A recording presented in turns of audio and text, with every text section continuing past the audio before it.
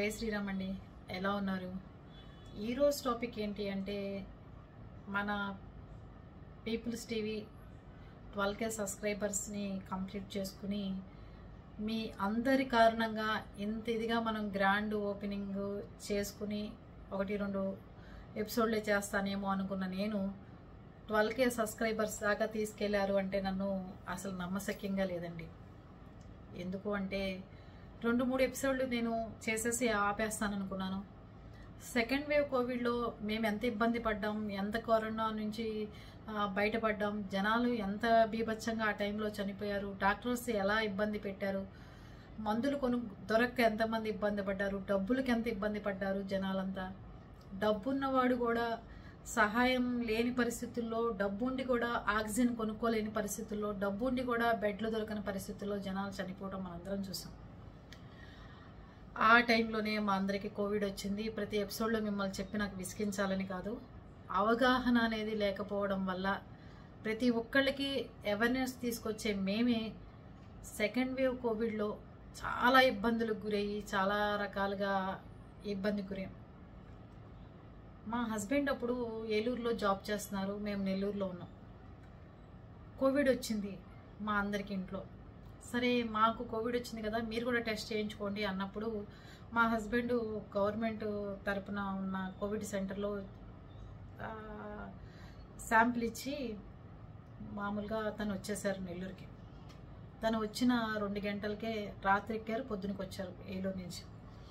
వచ్చిన 4-5 గంటలకి మార్నింగే కోవిడ్ పాజిటివ్ అని తనకు కూడా వచ్చింది. వచ్చిన తర్వాత గవర్నమెంట్ తరపు నుంచి ఎవరైతే వాలంటీర్స్ ఉన్నారో ఫోన్లు చేశారు. సార్ మీరు ఎక్కడున్నారు, మీకు కోవిడ్ పాజిటివ్, మీకు ఎలా ఉంది హెల్త్, మేము మిమ్మల్ని దగ్గరుండి హాస్పిటల్లో జాయిన్ చేస్తాం, మీకు దగ్గరుండి అన్ని సదుపాయాలు చేస్తాం సార్, అది ఇదని అంటే మేము భయపడ్డాం. ఇలా ఆఫీసర్స్ అయ్యుండి ప్రజల్లో అవగాహన కల్పిస్తున్నాం మేమే, ప్రజల ముందుకి ధైర్యంగా వెళ్ళగలిగిన మేమే, కోవిడ్ టైంలో జాబులు చేసిన మేమే, ఈ కట్టేయటాలు మన ఒక గదుల్లోకి తీసుకెళ్ళి మనని క్వారంటైన్ చేస్తారు, మన ఇబ్బందికి గురి చేస్తారు. పిల్లలు ఎగ్జామ్స్ ఉన్నాయి, పెద్ద బాబు ఇంటర్ సెకండ్ ఇయర్, చిన్న బాబు ఇంటర్ సెకండ్ ఇయర్, పెద్ద బాబు 3rd MBBS ఎగ్జామ్స్ జరుగుతున్నాయి. ఇట్లాంటి టైంలో మనము కోవిడ్ అని చెప్పి వెళ్ళిపోతే వాడి ఎగ్జామ్స్ ఏమవుతాయి, వాడి ప్రాక్టికల్స్ ఏమవుతుంది, వాడి 1 year భవిష్యత్తు ఏంటి అని చెప్పి ఆలోచించి మేము ఇంట్లోనే ఉండి మందులు వేసుకుంటాము అండి, మాకేం పర్వాలంటే అలా కుదరదు సార్, మిమ్మల్ని తీసుకెళ్ళి మేము క్వారంటైన్ చేయాలి, మీరు అదురుతుంటే అమ్మ నేను ఆఫీసర్నే, నాకు అన్నీ తెలుసు, మేము ఇంట్లోనే క్వారంటైన్ అవుతాం, మేము ఎక్కడికి రాము, మాకు అన్ని రూమ్స్ ఉన్నాయని చెప్పడం జరిగింది. వాలంటీర్లు అన్నారు మేము మందులన్నా తీసుకొచ్చి సప్లై చేస్తామండి, మీరు మాత్రం మాకు చెప్పాలి, మాకు అందుబాటులో ఉండాలి, మాకు ఫోన్లో టచ్లో ఉండాలని కూడా చెప్పారు. చేసిన పెద్ద పొరపాటు అక్కడే. వాళ్ళెవరికి అందుబాటులో లేకుండా ఫోన్లు స్విచ్ ఆఫ్ చేసుకుని మనకి డాక్టర్స్ ఉన్నారు, 14 మంది ఉన్నారు, రోజుకి డాక్టర్స్ 20 మంది ఉన్నారు అని చెప్పి ఆన్లైన్లో డాక్టర్లను పెట్టుకుని శుభ్రంగా మందులు వేసుకున్నాం. తర్వాత తేడా చేసింది ఒకళ్ళ తర్వాత ఒకళ్ళు కోమా స్టేజ్లకు వెళ్ళిపోయి ఎవ్వరం బెడ్ రీడ్ అయిపోయి కాసేపటికి చచ్చిపోతామేమో అన్న పరిస్థితుల్లో మా తమ్ముళ్ళ ద్వారా బెడ్లు చూసుకుని డ్రైవర్లని పెట్టుకుని హైదరాబాద్కి చేరిన తర్వాత ఎంతోమంది బతికి బట్టకట్టిన వాళ్ళు ఉన్నారు, పోయిన వాళ్ళు ఉన్నారు. ఇలాంటి మాలాగా డాక్టర్స్ వల్ల ఇబ్బంది పడి డాక్టర్ల చేతుల్లో ఇరుక్కున్న వాళ్ళు ఉన్నారు. మేము డాక్టర్ల చేతుల్లో ఇబ్బంది పడి ఇరుక్కుని చాలా గందరగోళాలు అయ్యి మా హస్బెండ్ని డిశ్చార్జ్ చేయించాలి అంటే తగాదాలు, పోట్లాట్లు, గొడవల్లోకి వెళ్ళి హాస్పిటల్ మీద యుద్ధాలకు వెళ్ళి ఎట్లో గొట్లా డిశ్చార్జ్ చేసి బయటికి తీసుకొచ్చి, చనిపోతాడు ఏం చేసుకుంటారు తీసుకెళ్ళండి అన్న పేషెంట్ని కూడా బయటకు తీసుకొచ్చి రికవరీ చేసి ఒక జిల్లా స్థాయి ఆఫీసర్గా నిలబడగలిగాం ఒక రీహాబ్ సెంటర్స్ వల్ల. ఇలాంటి టైంలో కొన్ని మీడియాలు మా దగ్గరికి వచ్చి మీరు ఇంత ఇబ్బంది పడ్డారు మేడం, 2 కోట్ల రూపాయలు దాకా అందరికీ బిల్లులైన హాస్పిటల్స్లో ప్రతి ఒక్కరికి కోవిడ్ టైంలో, మీ బిల్లు ఎంత అయింది, మిమ్మల్ని ఎంత ఇబ్బంది పడ్డారు, మీరేం చేశారు మేడం, ఇంత ఇబ్బంది పడ్డారు కదా అని ప్రతి ఛానల్ వచ్చి మమ్మల్ని ఇంటర్వ్యూ చేయడానికి వస్తే మా బ్రదర్ ఉండి అన్నాడు, ఏదో ఛానల్కి ఇంటర్వ్యూ ఇవ్వండక్క, మీరు పడ్డ ఇబ్బంది అంతా చెప్పండి, అప్పుడు ప్రజల్లో కూడా అవగాహన వస్తుంది, ఇలాంటి తప్పు చేయకూడదు, మనము ఇలా ఉండకూడదు, ఇలా ప్రవర్తించకూడదని ప్రతి ఒక్కళ్ళు నేర్చుకుంటారు. ఇట్లాంటి హాస్పిటల్స్కి వెళ్ళినప్పుడు మనం ఎలా ఎదుర్కోవాలో కూడా జనానికి తెలుస్తుంది అక్క అన్నాడు. చచ్చా, మీడియాల ముందుకెళ్ళి మనం మాట్లాడటం ఏంటి? అసలు మనం ఆడవాళ్ళం ఇళ్లలోంచి బయటకు వెళ్ళని వాళ్ళం. మీడియా అంటే ఎక్కడెక్కడికో వెళ్తుంది, అది ఎవరెవరో చేతుల్లోకి వెళ్తుంది. మనం ఏంటి ఇలా మాట్లాడటం అది ఇదంటే, లేదక్క ఒక పని చేయి, ఆ హాస్పిటల్ మీద కేసు వేద్దాం అనుకున్నాం. అయితే ఒక పని చేయక ఒక లాయర్ చెప్పారు, యూట్యూబ్లో 2 వీడియోలు చేసి పెట్టేసి అట్టి పెట్టండి మేడం, మనం ఎప్పుడైనా హాస్పిటల్ మీద కేసు వేయాలన్నప్పుడు మనకు ఉపయోగపడుతుంది అన్నారు. అలాంటప్పుడే క్యాజువల్గా ఒక పీపుల్స్ టీవీ అనేది స్టార్ట్ చేసి ఒక 4 వీడియోలు చెప్పేసి ఆపేద్దాం అనుకున్నాను. అది కాస్త 12,000 సబ్స్క్రైబర్స్ దాకా నన్ను తీసుకొచ్చారు. రోజు మీతో వచ్చి నేను మాట్లాడకపోయినా, రోజు మీరు నేను పలకరించకపోయినా ఇంట్లో వాళ్ళని మిస్ అయినట్టుగా అనిపిస్తూ ఉంటుంది. ఎందుకంటే బలన టైంలో మన సబ్స్క్రైబర్స్ ఉన్నారు, వాళ్ళు ఏం చేస్తున్నారో వాళ్ళకి ఈ విషయం చెప్పకపోతే ఎలాగా? మనకి ఏ విషయం తెలిసినా మన ఫ్రెండ్స్కో, పక్కింటి వాళ్ళకో, ఎదిరింటి వాళ్ళకో, లేకపోతే మన బంధువులకో ఎలా ఫోన్ చేసి చెప్తామో, మనకి ఏదైనా విషయం తెలిసినప్పుడు కానీ, ఏదన్నా మనకి మీతో పంచుకోవాలనిపించినప్పుడు ఇలా యూట్యూబ్ ద్వారా వచ్చి నాకు తోచింది చెప్తూ ఉంటాను. తీసుకోవాలంటే తీసుకుంటున్నారు పాపం అందరూ.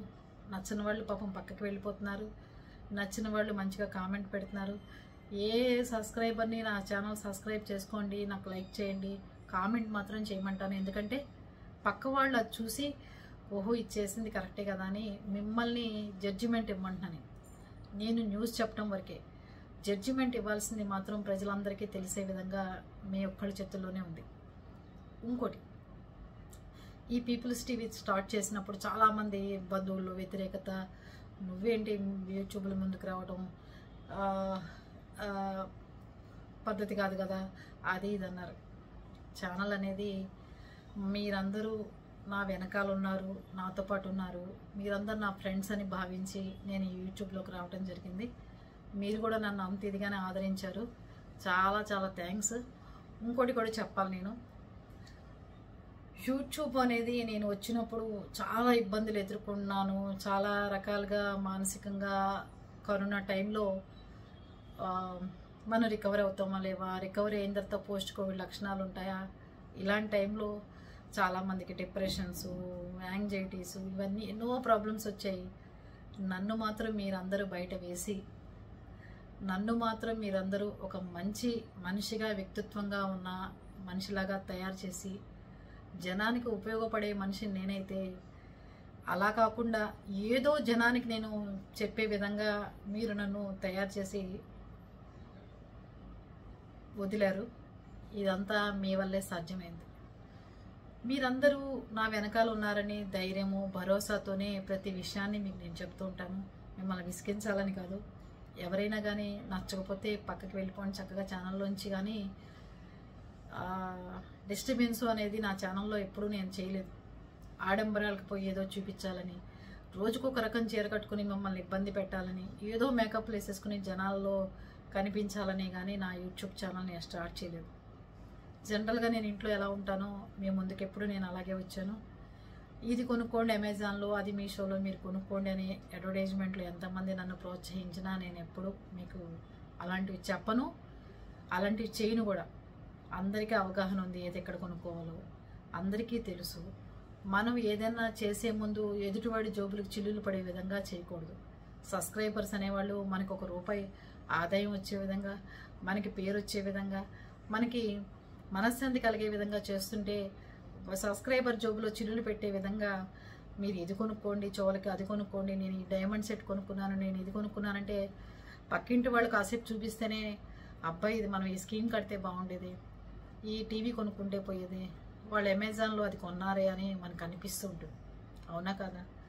అలాగే రోజు యూట్యూబ్ల ముందుకు మేము వచ్చి అది కొనుక్కోండి, దీపావళికి ఇది కొనుక్కున్నాను, అది కొనుక్కోండి అనగానే నిజంగా నేను చూపించే ఐటెం మీకు నచ్చుతుంది.